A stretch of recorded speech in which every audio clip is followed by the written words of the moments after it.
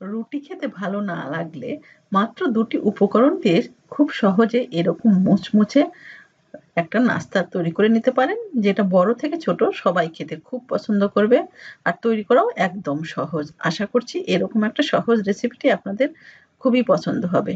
তো এজন্য এখানে একটা বোলে নিয়ে নিচ্ছি মেজারমেন্ট কাপের ১ কাপ আটা।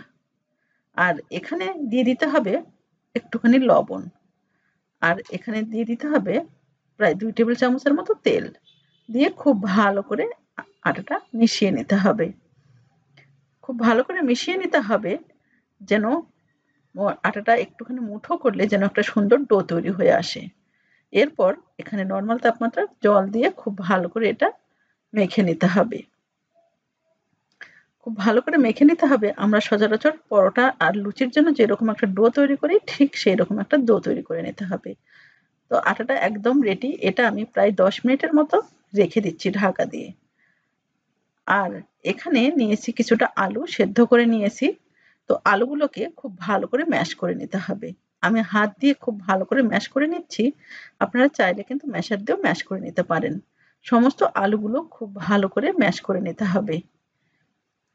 এরপর এখানে দিয়ে দিতে হবে সামান্য একটুখানি লবণ পরিমাণ মতো। আর দিতে হবে এখানে গরম মসলার গুঁড়ো। এখানে দিয়ে দিলাম ১ চা চামচ। আর দিতে হবে এখানে চিলি ফ্লেক্স, এটাও ১ চা চামচের মতো দিয়ে দিলাম। চাইলে কিন্তু এখানে কাঁচামরিচ কুচি করেও দিতে পারেন। এরপর এখানে দিয়ে দিচ্ছি সরষের তেল ১ টেবিল চামচ।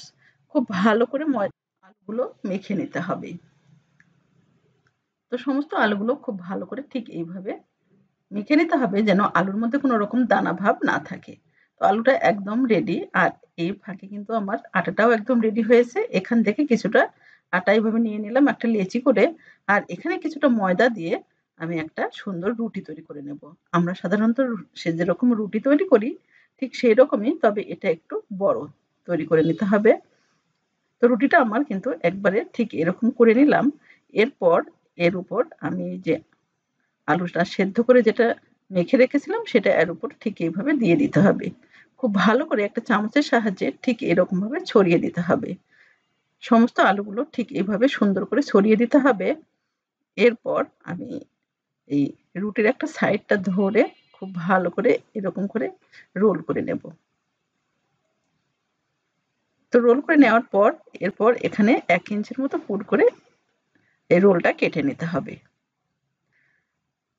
আর এখান থেকে আমি একটা রোল নিয়ে হাত দিয়ে খুব ভালো করে প্রেস করে নিয়ে ২ হাতের তালুর সাহায্যে ঠিক এরকম করে একটা শেপ দিয়ে নিলাম। তো সমস্ত নাস্তাগুলো ঠিক এরকমভাবে একইভাবে করে নিয়েছি।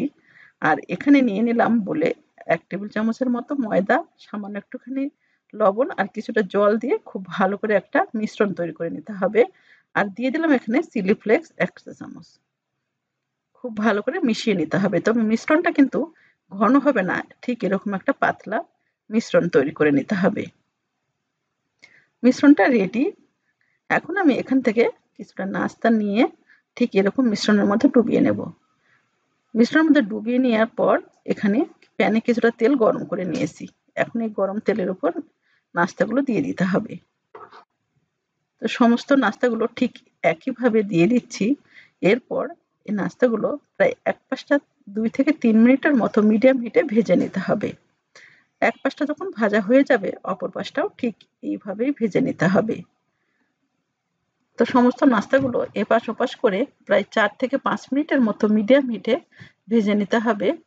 এতে করে নাস্তাগুলো খেতে মুচমুচে হবে আর ভিতরটা সুন্দর ক্রিস্পি হবে। অবশ্যই এইভাবে ট্রাই করবেন। এপাশ ওপাশ করে ভেজে নেওয়ার পর নাস্তার কালারটা যখন ঠিক একটু ব্রাউন হয়ে আসবে তখন নাস্তাগুলো উঠিয়ে নিতে হবে। তো নাস্তাগুলো আমার কিন্তু রেডি। আমি নাস্তাগুলো উঠিয়ে নিচ্ছি। দেখুন দেখতে কতটা সুন্দর হয়েছে, খেতেও কিন্তু এতটাই টেস্ট হবে। অবশ্যই এইভাবে ট্রাই করবেন। সমস্ত নাস্তাগুলো আমি উঠিয়ে নিলাম।